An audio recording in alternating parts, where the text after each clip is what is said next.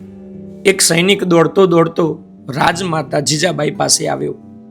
રાજમાતા કી જય હો, રાજમાતા કી જય હો. રાજમાતા, તમને મળવા માટે એક સંન્યાસી પધાર્યા છે. રાજમાતાએ વિચાર્યું, સંન્યાસીને રાહ જોવડાવી યોગ્ય ન ગણાય, એટલે તે સંન્યાસીને મળવા માટે પહોંચ્યા. જ્યારે સંન્યાસીને મળવા માટે પહોંચ્યા ત્યારે સંન્યાસીએ ઝૂકીને રાજમાતાને નમન કર્યા અને ચરણ સ્પર્શ કર્યા. રાજમાતા બોલ્યા, અરે, વૈરાગી ક્યારથી બીજાના ચરણ સ્પર્શ કરવા લાગ્યા? જ્યારે સંન્યાસી ઊભા થયા અને ત્યારે રાજમાતાએ સંન્યાસીનો ચહેરો જોયો અને બોલી ઉઠ્યા, મારા શિવા. મિત્રો, શું હતી આ ઘટના અને શા માટે છત્રપતિ શિવાજીને સંન્યાસીનો વેશ ધારણ કરવો પડ્યો? આજે જાણીએ આ ઐતિહાસિક ઘટનાને. મિત્રો, તમે જોવાનું શરૂ કરી દીધું છે ટોક વિથ વિશાલ ચેનલ ઉપર ઐતિહાસિક ઘટનાઓથી પ્રેરિત એક નવી સિરીઝ કે જેનું નામ છે અનટોલ્ડ સ્ટોરીઝ. ઘટના એ સમયની છે કે જ્યારે છત્રપતિ શિવાજી દક્ષિણ અને મધ્ય ભારતના ઘણા ખરા કિલ્લા ઉપર પોતાનો અધિકાર જમાવી ચૂક્યા હતા. બીજી બાજુ પોતાના પિતા અને પોતાના ભાઈઓને રસ્તા ઉપરથી હટાવીને ઔરંગઝેબ બાદશાહ બની બેઠો હતો. તેની ઈચ્છા મુગલ સત્તાને સમગ્ર ભારતમાં ફેલાવવાની હતી. દખ્ખણમાં બહમની સામ્રાજ્ય તૂટીને અલગ અલગ ટુકડાઓમાં વિભાજિત થઈ ગયું હતું. મુગલોએ આદિલ શાહ અને અન્ય સત્તાઓને દૂર કરીને દક્કનના મોટા ભાગ ઉપર પોતાના મનસબદારોને બેસાડી દીધા હતા. પરંતુ એક ક્ષેત્રમાં છત્રપતિ શિવાજીનો વધતો પ્રભાવ ઔરંગઝેબને પસંદ નહોતો આવતો. ઔરંગઝેબ છત્રપતિ શિવાજીને મુગલ સામ્રાજ્યનો સૌથી મોટો અવરોધ માનતો હતો. છત્રપતિ શિવાજીનો પ્રભાવ અને ક્ષેત્ર વિસ્તારને રોકવા માટે ઔરંગઝેબે પોતાના શક્તિશાળી સરદાર અને પોતાના મામા શાઇસ્ત ખાનને દક્કનનો સુબેદાર તરીકે નિયુક્ત કર્યો. પરંતુ શાઇસ્ત ખાન પણ છત્રપતિ શિવાજીને હરાવી ન શક્યો. બીજી બાજુ છત્રપતિ શિવાજીએ 1664માં મુગલોના સૌથી સમૃદ્ધ વેપારી મથકોમાંનું એક ગુજરાતનું સુરત બંદર લૂંટ્યું. તે વખતે ગુજરાતનો સુબેદાર મોહબ્બત ખાન હતો. ઔરંગઝેબે છત્રપતિ શિવાજીને હરાવવા માટે ઘણા બધા પ્રયત્નો કર્યા, પરંતુ તેની બધી જ યોજનાઓ નિષ્ફળ ગઈ. છેલ્લે છત્રપતિ શિવાજીને હરાવવા માટે પોતાના વફાદાર એવા આમેરના રાજપૂત રાજા જયસિંહને મોકલ્યા. છત્રપતિ શિવાજીને પોતાના હિન્દુ ભાઈ રાજા જયસિંહ સાથે કોઈ વ્યક્તિગત દુશ્મનાવટ નહોતી, પરંતુ તે ઔરંગઝેબ તરફથી લડવા આવી રહ્યા હતા, એટલે સંઘર્ષ તો થવાનો જ હતો. રાજા જયસિંહે છત્રપતિ શિવાજીના મહત્વપૂર્ણ કિલ્લાઓમાંથી એક કિલ્લો પુરંદરનો કિલ્લો જીતી લીધો. અંતે 1665માં છત્રપતિ શિવાજીને રાજા જયસિંહ સાથે એક સંધિ કરવી પડી, જેને પુરંદરની સંધિ તરીકે ઓળખવામાં આવે છે. આ સંધિ અંતર્ગત છત્રપતિ શિવાજીને પોતાના 23 કિલ્લાઓ મુગલોને સોંપવા પડ્યા. 23 કિલ્લાઓ પોતાના અધિકાર ક્ષેત્રમાં આવી ગયા હોવા છતાં પણ ઔરંગઝેબ છત્રપતિ શિવાજીને એ મનાવવા માંગતો હતો કે તે મુગલોને આધીન છે, અને એટલા જ માટે છત્રપતિ શિવાજીને આગ્રા આવવાનું આમંત્રણ મોકલાવ્યું. છત્રપતિ શિવાજીને ઔરંગઝેબની નિયત ઉપર ભરોસો નહોતો, અને એટલા જ માટે તે આગ્રા ગયા નહીં. સમય વીતતો ગયો. ઔરંગઝેબે ઘણા બધા પત્રો છત્રપતિ શિવાજીને લખ્યા, પરંતુ તેનો કોઈ જવાબ આવ્યો નહીં. અંતે ઔરંગઝેબ તરફથી એક પત્ર આવ્યો, જે આ પ્રકારે હતો: તમને શાહી સન્માન સાથે આગ્રા આવવાનું આમંત્રણ આપું છું. મનમાં કોઈ પણ પ્રકારનો સંકોચ રાખ્યા વગર તમે અહીં પધારો. આ પત્ર સાથે 1 લાખ રૂપિયા અને શાહી પોશાક પણ મોકલાવી રહ્યો છું. આમંત્રણ સ્વીકારજો. અંતે છત્રપતિ શિવાજી, તેમના પુત્ર સંભાજી, તેમના ભાઈ હીરોજી તથા કેટલાક મરાઠા ઘોડેસવાર આગ્રા જવા માટે નીકળ્યા. 9 મે 1666ના દિવસે છત્રપતિ શિવાજી મુગલ રાજ દરબારમાં હાજર થયા. ઔરંગઝેબ ઊંચા તખ્ત ઉપર બેઠો હતો. દીવાને આમમાં એક એક કરીને લોકો ઉપસ્થિત થઈ રહ્યા હતા.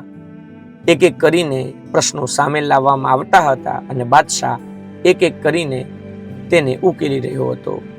ત્યારે દરવાને શિવાજી રાજેનું નામ લીધું. એટલે રાજા જયસિંહના પુત્ર રામસિંગે છત્રપતિ શિવાજી અને તેમના પુત્ર સંભાજીને ઔરંગઝેબના સમક્ષ હાજર કર્યા. શાહી રીત રિવાજ મુજબ છત્રપતિ શિવાજીએ 3 વાર સલામ કર્યું અને નજરાણા તરીકે કપડાં અને રૂપિયા રજૂ કર્યા. આ ઔરંગઝેબ અને છત્રપતિ શિવાજીની પ્રથમ મુલાકાત હતી. આ ઘટના વિશે ઇતિહાસકારો જણાવે છે કે થોડા ક્ષણોની મુલાકાતમાં ઔરંગઝેબે છત્રપતિ શિવાજીને ઓળખી લીધા હતા અને તેને સમજણ પડી ચૂકી હતી કે આ કોઈ સામાન્ય વ્યક્તિ નથી. જો આને અહીંથી જીવિત જવા દેવામાં આવશે તો ભવિષ્યમાં મુગલો માટે મુસીબતોનું કારણ બની જશે. ઔરંગઝેબે દરવાનને છત્રપતિ શિવાજીને પાછળ ઊભા રાખવા માટે જણાવ્યું. છત્રપતિ શિવાજીને ઔરંગઝેબના આવા વર્તનની આશા નહોતી. એક બાજુ પત્રમાં મીઠી મીઠી વાતો લખી હતી અને બીજી બાજુ મુગલ રાજ દરબારમાં છત્રપતિ શિવાજી સાથે થયેલું વર્તન. છત્રપતિ શિવાજી રામસિંહને પૂછ્યું કે મને આટલો બધો પાછળ કેમ ઊભો રાખ્યો છે અને હું કોની વચ્ચે ઊભો છું? રામસિંગે જણાવ્યું કે મહારાજ, તમે ત્રીજા વર્ગના 5000 મનસબદાર વચ્ચે ઊભા છો.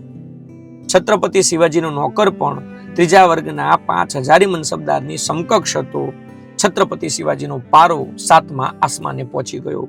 તે ગુસ્સામાં ઉકળી ઉઠ્યા. તે જોર જોરથી કહેવા લાગ્યા કે શું મને આ લાયક ગણવામાં આવ્યો છે? હું આટલો બધો દૂર મારા સ્વાભિમાનને દાવ ઉપર લગાવવા માટે આવ્યો છું? શિવાજી મહારાજનો મોટો અવાજ આખા મુગલ રાજ દરબારમાં ગુંજી ઉઠ્યો. બધાનું ધ્યાન તે તરફ ગયું. ઔરંગઝેબે પૂછ્યું, તે આટલો બધો શોર કેમ થાય છે? ત્યારે રામસિંગે વ્યંગતા સાથે જવાબ આપ્યો, બાદશાહ સલામત સિંહ જંગલનું પ્રાણી છે. તેને અહીંની ગરમી સહન નથી થતી. તેને રાજ દરબારના રીત રિવાજો નિયમોની ખબર નથી અને તે બીમાર પડી ગયો છે. શિવાજી મહારાજ ગુસ્સામાં શાહી દરબારમાંથી નીકળીને પોતાના કક્ષમાં ચાલ્યા ગયા. આગ્રાની બહાર આવેલી જયપુર સરાય, સરાય એટલે ધર્મશાળા. આગ્રાની બહાર આવેલી જયપુર સરાયમાં શિવાજી મહારાજના રહેવા માટેની ઉત્તમ વ્યવસ્થા કરવામાં આવી હતી. આ જોઈને શિવાજી મહારાજને લાગ્યું કે ઔરંગઝેબે પોતાની કામની વ્યસ્તતાના કારણે તેમનું સ્વાગત ન કર્યું હોય તેવું પણ બને, પરંતુ અહીં તો ઉચ્ચ પ્રકારની વ્યવસ્થા કરવામાં આવી છે. થોડા દિવસો પસાર થયા, તે છતાં પણ ઔરંગઝેબ છત્રપતિ શિવાજીને મળવા માટે આવ્યો નહીં. થોડા દિવસોમાં મુગલ સેનાની કેટલીક ટુકડીઓએ ચારે બાજુથી જયપુર સરાયને ઘેરી લીધી. વધુ દિવસો પસાર થતા ગયા, તે છતાં પણ ઔરંગઝેબ છત્રપતિ શિવાજીને મળવા માટે આવ્યો નહીં. એટલે શિવાજી મહારાજની શંકા વિશ્વાસમાં બદલાઈ ગઈ કે ઔરંગઝેબે તેમને નજર કેદ કરી લીધા છે, પરંતુ હજુ સુધી તેમને કોઈ પણ પ્રકારનું નુકસાન પહોંચાડવાની કોશિશ નહોતી થઈ. તેનો અર્થ એ હતો કે ઔરંગઝેબ ચાહતો હતો કે શિવાજી મહારાજ ગુસ્સામાં કંઈક એવું કરે કે જેથી ઔરંગઝેબ એને અપરાધ ગણી અને મૃત્યુદંડની સજા આપી દે. ઔરંગઝેબની આ યોજનાનો ખ્યાલ આવી જતા શિવાજી મહારાજે બળની જગ્યાએ બુદ્ધિથી કામ લેવાનું વિચાર્યું અને હવે તે ખુશ રહેવા લાગ્યા. મુગલ અધિકારીઓ, મુગલ સિપાહીઓ બધા સાથે વાતચીત વધારી દીધી. શિવાજી મહારાજે ઔરંગઝેબને પત્ર લખ્યો. શિવાજી મહારાજે ઔરંગઝેબને પત્ર લખીને જણાવ્યું કે તમે મારા માટે ઉત્તમ પ્રકારની વ્યવસ્થા કરી છે, તેનો હું આભારી છું. રાજનીતિ અને શાસન કરતા કરતા મને તો આરામ કરવાનો અવસર જ નહોતો પ્રાપ્ત થતો. આ તો તમારા કારણે મને આ અવસર પ્રાપ્ત થયો છે. જો બાદશાહ સલામત મારી વાત માને તો હું મારી પત્ની અને મારી માતાશ્રીને આગ્રા બોલાવવા માંગુ છું અને મારી સાથે આવેલા મરાઠા ઘોડેસવારોને પાછા મોકલવા માંગુ છું. આ જાણીને ઔરંગઝેબને લાગ્યું કે શિવાજી મહારાજ તેની જાળમાં ફસાઈ ચૂક્યા છે. કોણ પોતાની માતા અને પોતાની પત્નીને મૂકીને ભાગવાની કોશિશ કરશે? અને ઔરંગઝેબ પોતાના તરફથી એકદમ નિશ્ચિંત થઈ ગયો કે હવે શિવાજી આગ્રાથી ભાગશે નહીં.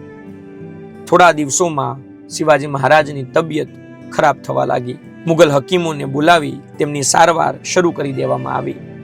આ દરમિયાન શિવાજી મહારાજ પોતાની પથારીમાં જ રહેતા અને તેમની પીડાના અસહ્ય અવાજો ચોકીદારોને સંભળાતા.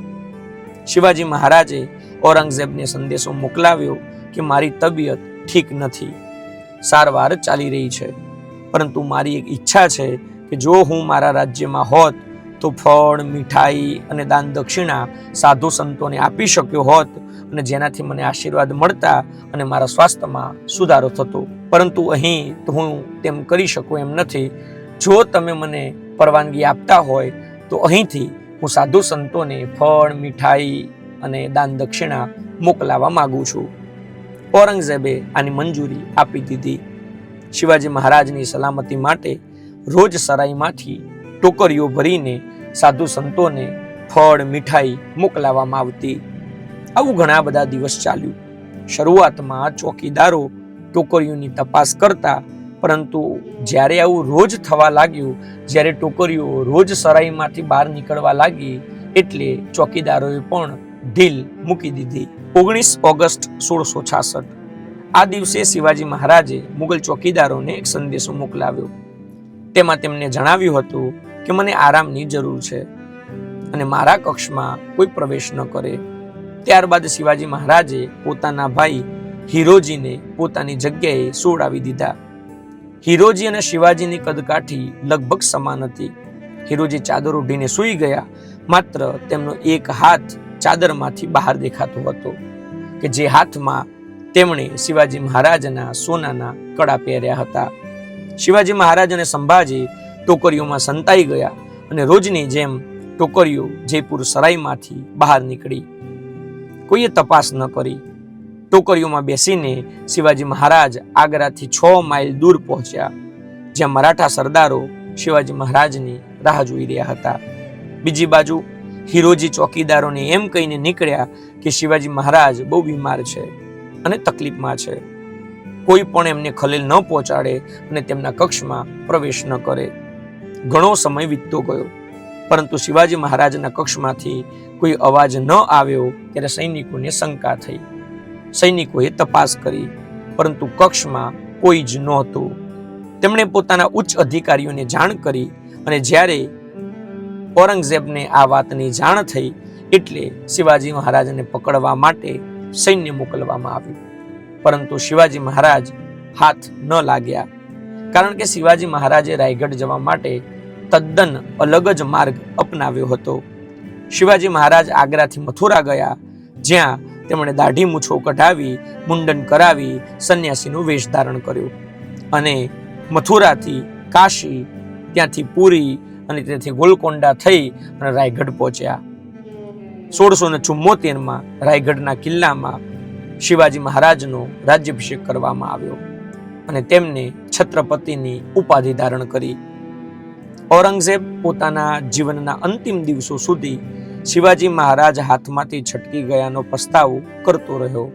તે કહેતો હતો કે બાદશાહ માટે સૌથી જરૂરી બાબત એ છે કે તેણે દરેક વાતની જાણકારી રાખવી જોઈએ. 1 મિનિટની બેદરકારી જિંદગીભરના પસ્તાવાનું કારણ બની શકે છે અને તે શિવાજીના ભાગે જવાથી મારી જિંદગીના છેલ્લા દિવસોમાં પણ હું લડાઈઓમાં ફસાયેલો છું. મિત્રો, આવી જ અદ્ભુત ઘટનાને જોવા અને સાંભળવા માટે સબસ્ક્રાઇબ કરો આપણી ચેનલ ટોક વિથ વિશાલ. જય હિન્દ, જય Bharat. Thank you very much.